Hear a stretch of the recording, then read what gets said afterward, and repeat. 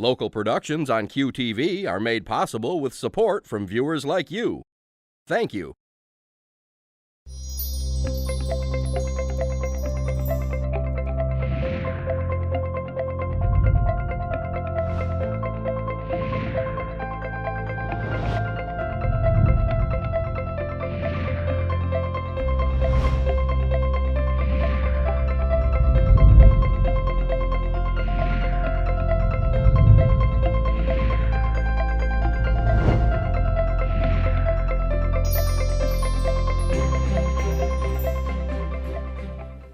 Hello, I'm Junia Doan, and welcome to Junia Doan's The Spark. And with me today is someone who really sparkles, Karen LaMonte, who is an internationally known artist. And we are sitting here at the Marshall Fredericks Galleries at Saginaw Valley State University, where her wonderful exhibit, Floating World, is opening this evening. Floating World, what a wonderful name. What are you exploring with this exhibit? The idea really was to look at cultural expressions of beauty. I'm obviously American, and I had been making sculpture looking at sort of female iconography in art, very classical expressions of female beauty. And at a certain point I thought to myself, wouldn't it be interesting to look at a different culture and how that culture expresses their ideas of beauty? So I went to Japan. So all the work you see is inspired by a 7-month experience in Japan, looking at women's life, women's dress, and the sort of idea of beauty. And how were you able to connect with the people who could help you do that? By chance, actually. You know, I was on a fellowship that was provided by the Japan-US Friendship Commission, which is an exceptionally generous but completely unstructured experience, which means they basically just give you the money to live for 7 months, and you have your sort of vision of what you want to do, but you create your own resources in realizing that. So I settled myself in Kyoto, in Nishijin, which is the kimono making, traditionally the kimono making district. And in my neighborhood were all of the workshops. And I thought, well, if I just walk up and down the street and poke my head indoors, you know, I'll meet the right people. And sure enough, that is exactly what happened. I met so many people. The first sort of welcoming I got was to a group who met on every Friday night. And they explored and sort of kept alive traditional arts, calligraphy, kimono painting. There's something called yuzen dyeing, which is where you hand paint imagery onto kimonos. Yuzen dyeing. One was a Zen gardener. So he was involved in this very intricate and sparse form of gardening. Another woman professionally dressed geisha. So there they were, and every Friday night we got together, and they took it on as their job to teach me. Did you know any Japanese beforehand? No, when I was a kid at a Japanese restaurant, they taught us to say thank you, which is doitashimashite, by saying don't touch my mustache. So that was the only Japanese I spoke before I went. Part of the program, they provided I think it was almost 3 or 4 months of language study. So I did study Japanese before I went. And this is before the wonders of Google Translate and things yes. like that. So I did my best. And I actually had basic functional Japanese. And people were so patient with me. You know, they loved the fact that I was trying to learn. And they just sort of, you know, we pantomimed and acted things out together. And that's how we made our progress. Because they did not know English. There was one professor who did speak English, Professor Morikawa, And his language ability was off the charts. He must have been a genius. He spoke Chinese, Japanese, English beautifully, Italian, you know, he was just incredible. And he was also, you know, I went with the idea of studying the kimono, but that really became a vehicle by which I studied broader aspects of Japanese culture. And the people I met and their interests really started informing my experience there. And Professor Morikawa collected ceramics. And one of the things that really struck me in his ceramic collection was that every single ceramic object had a box. And the box is called a tomonboko box.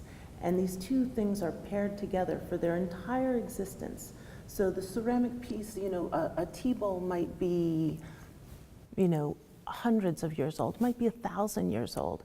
And that box had been with it through its entire journey. And all of the various owners over time would write small calligraphy inscriptions on the box, or maybe if it was a celebrated poet, he would write a poem to the tea bowl. And those things, it's sort of like this object gathered this surround of appreciation, you know, and that was contained in the box. Even now, the Japanese wrap their presents well. Is a sense of any of the presentation aspects or the shrouding, you know, the outer versus the inner aspect in any of the what I want to say, the boxes you mentioned? Yeah. There was a pass-me-down tie generation to generation. Yes, almost like the personal heritage or the sort of lineage of the object was really captured in that box. I understand that, and would you comment, that there are kimonos and styles and for almost, if not each season, many, many, many different events, and it's incumbent on, I guess, the women to know what to do. Is that what you had to learn in choosing which of the kimonos you were going to work with? Yes. The kimono culture and the sort of vocabulary of wearing the kimono is exceptionally complex. And I would say, you know, I was able to understand the complexity of it and perhaps internalize the sort of first layers. But putting on a kimono for a Japanese woman is very much about presenting her sensibilities and her sensitivity to the environment that she's in, the season, her place in society, her role in the family. All of that is expressed in the little micro decisions she makes, what the color of the inner kimono that she wears, how she pairs it with the outer kimono, which obi she chooses, the color, the brocade, the imagery, you know, we have 4 seasons. Someone told me that, you know, the Japanese really identify almost 12 seasons, or within the 4 seasons, the variations within, you know, what we would call autumn. You know, right now it's autumn. What were you referring to when you said her place in society? Japanese society is perhaps more rigid or structured than American society. And inside of that, women have and continue to carve a very important and defining role for themselves. But it's really within the space that is provided by the structure of society. So, you know, there are movers and shakers, but somehow they achieve their impact in the most subtle and understated way. And for me, that was a huge lesson. You know, you can steer the boat without rocking it. And that was very interesting, because that's not the experience in America, Right, we're taught to be more direct. Yes, very direct. Did that change you as a person and how you operate with others or interact with others? Definitely, definitely. I learned the power of subtlety and the art of convincing, it's a very, very subtle and delicate process to win someone over to your opinion or your side of a story without ever challenging their side. You just sort of bring them on your journey. And very frequently I found that it works better than a confrontational approach. You bring them on your journey by personalizing? By what personalizing, by describing, and a friend of mine said, don't tell people, show people. And so I think, we have a saying, lead by example. Yes. Right. Subtlety is missing right now in our culture, right? Yes. Oh, yes. We really could use a good dose of subtlety, but it must be on its way. Now, you're married to the wonderful Steve. Yes. What role does he play in your professional life? He is he's been described as the bass drum that keeps the band together. Or I always refer to him as the sort of practical aspect of everything that I do. My creative journey is very independent, and the research I do, all of that is sort of a solo endeavor. But then once it gets to the point of actually making something happen, like the exhibition we're sitting in right now, he really takes over all of the managerial aspects of that. So that is nothing short of a godsend. It is, because it provides you the box. Absolutely. It provides the box. Always important to do. Let's talk a little bit about your sense of the private self and the public self as expressed through clothes. Yeah. I always think of common idioms that we have, dress for success. And I really do think that when people put on clothing, it's with an intention and with an idea to express an aspect of themselves. And then I'm also aware, we read, of course, there's a lot of pressure on women to look as people do in magazines, for example.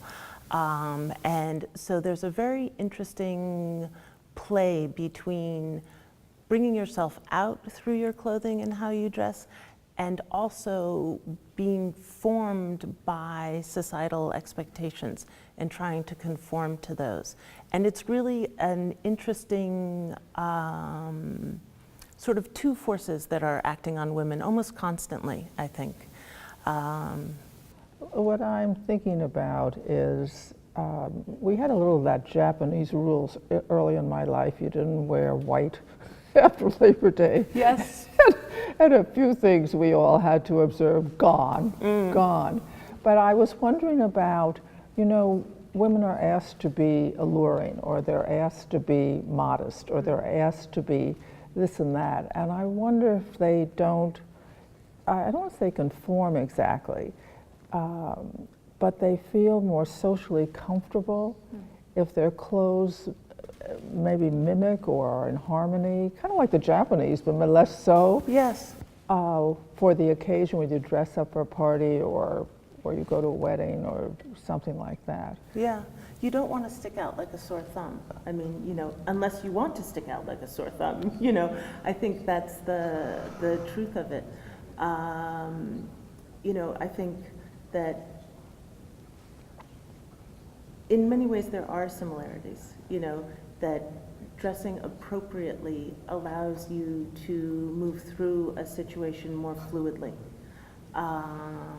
And I think that's very much akin to the Japanese idea of how they wear their kimonos. But then there's always, it's always nice to see a small touch of rebellion, because you get a sense of character. For myself, because I live here, I live in New York, I'm here, there, I can only have one set of clothes. And they just show up on me at whatever occasion I am. And I sometimes think how lucky I am that I'm not bothered by the pressure to be one way or another. As sometimes women go, what are you wearing tonight? Well, I don't know, I'll go to the closet. So I think the role of choice is implicit in what you were saying about how you're seen or how you fit in to the what is your choice? Do you accept that? Yeah. Or do you want to lead that? Are you the rebel or the gracious follower? Yeah. It's yeah. comfortable being a follower sometimes, Yeah. you know, in its own way. Looking forward, you started in glass. What we're going to later go around and look at is in iron, in glass, in bronze, Ceramic. and clay. Yes. And did you go with the intent of learning those trades, as it were, materials? Not at all. I had no idea of how deeply, how profoundly the Japanese sense of materiality, not materialism, but the intrinsic qualities of various materials. I had no idea how deeply that was going to affect my personal work, both in how I see everything, and then when I finally got back to my work in the studio, what materials I chose to work with and how I worked with them, you know. It's interesting. A lot of your work is about absence or silence or impermanence from a Japanese point of view. But myself, I've always viewed life as a gift. And so you're here for a while. Sometimes it's stressful, you know, things happen. But basically, it's an experience you could not have if you weren't here. Absolutely. But there's great sadness in knowing things will end. And do you feel the work you've done now for this exhibit is different in that respect from the earlier glass work out of the Western tradition? Definitely, definitely. Engaging in materials, for example, like rust, engaging in materials like iron and then intentionally rusting them, that is a direct result of my experience with the Japanese aesthetic philosophy called wabi-sabi. Yes.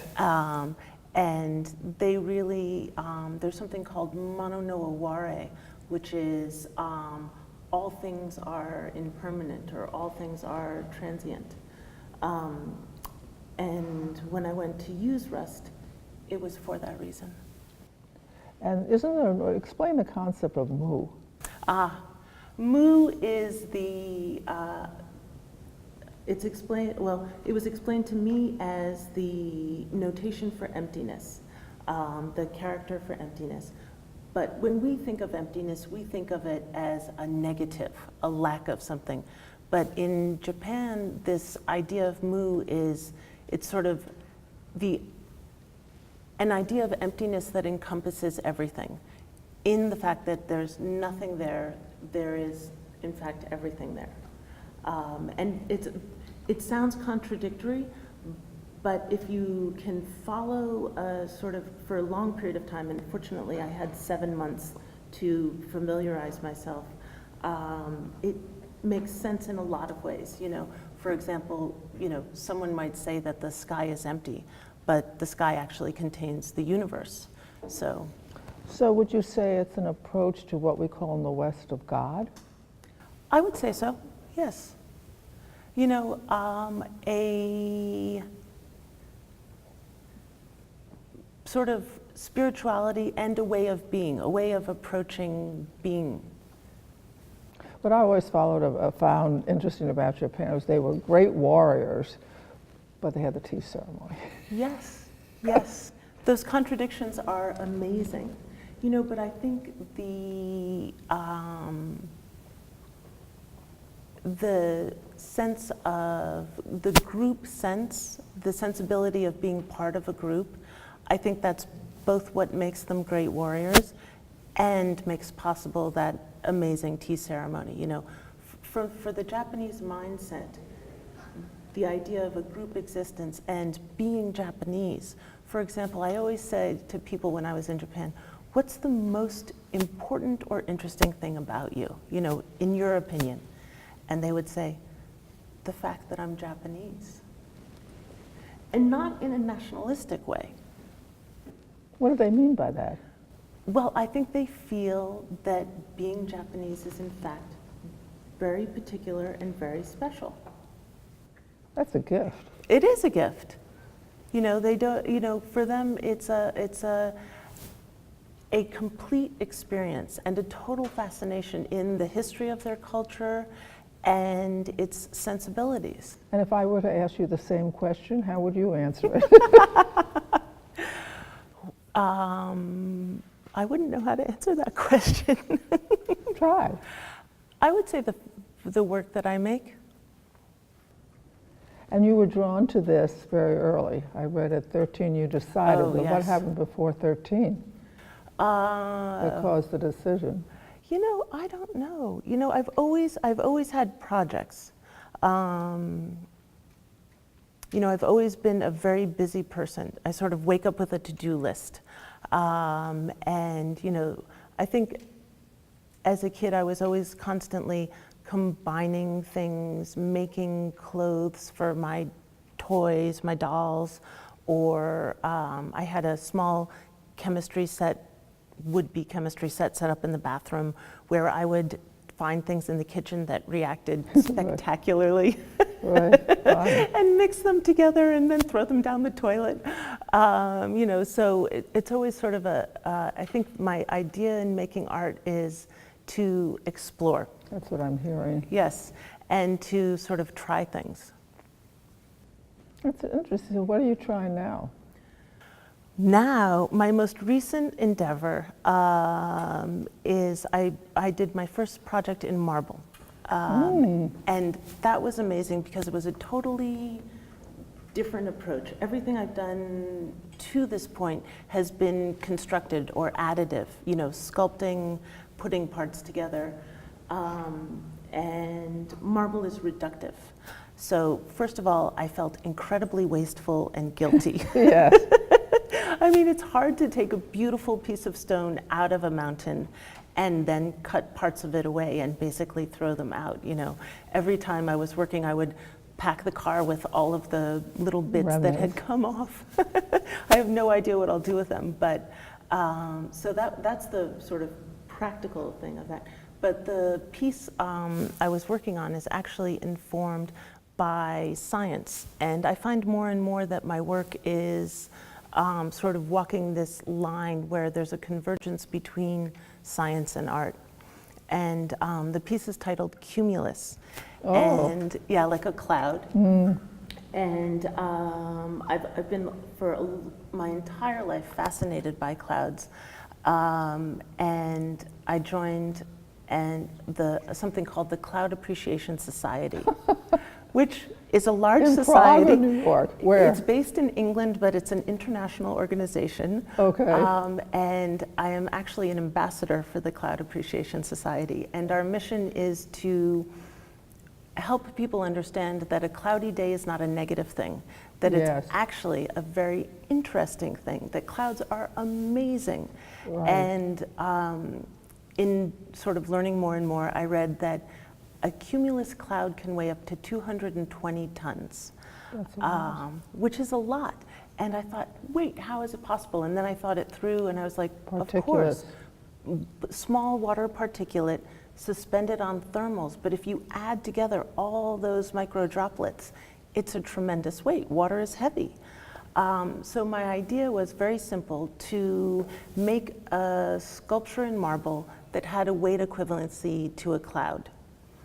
Oh, that's interesting. Right? Because there's something But a big cloud or a small cloud? Well, they change. They do. So I started, and then, I have this obsession with realism. Yes. So all of my objects are both an image, but also based in reality. So I contacted climatologists at Caltech, and there's a particular scientist there that wrote a software program that simulates weather. So they ran this software program. Unknown to me, it was the longest computation they had ever done. But they ran it for 5 days on a supercomputer on the shores of Lake Lugano. And they uploaded weather data information from the monsoon season in Barbados. I think it was in the 1967 or something like that. And they created this spectacular cumulus cloud. Thankfully, it was on the smaller side of what cumulus clouds can be. So the real weight of it is almost 17,000 tons. So we did, using computing and 3D digital software programs, we figured out what the size would have to be for the density of marble. And it's about 12 feet tall. So what I decided to do for my first sculpture, a 50% scale model. So I used a robotic carving because the only way to get an exact weight equivalency was with the robotic carving. And again, in a foundry in Italy, we carved for, again, they said, by the way, that was the longest project we've ever done. But it was about 5 weeks that the robot carved, and then about another 4 weeks of hand finishing. And the cloud is now in Venice as part of the Biennale. Oh, congratulations. Yes, so it is there until November 27th, and it's outside of Palazzo Franchetti. So, congratulations. yes. So I thank you for this. I have something I want to say to all of you, what Karen has taught us, or at least me. One is there's a lot to learn in life, right? Second thing is her exploration, which has sort of been the leitmotif through her life from earliest days. You heard the chemistry experiments. You see as she went into glass and then into Japan, so it was West versus East. And she incorporates, she's never a visitor, she's an immerser. And she takes on the good that from the society she learns from and lives it, such as a subtlety, maybe a patience, even a reverence, something we can all learn, and to live life with a sense of openness and exploration and the blending of science and art. She is a woman of our time, and we're lucky to know her, and we're lucky to copy her. So go out and explore, be kind to someone you know and someone you don't know, and I'll see you next time. Thank you. Thank you. To contact Junia, send her an email at juniadownsthespark@gmail.com. For more information, program schedules, and news about future guests, go to www.juniadownthespark.com. Thank you for joining us. See you next time on Junia Doan's The Spark.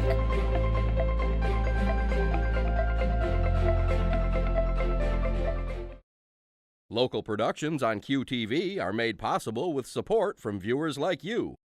Thank you.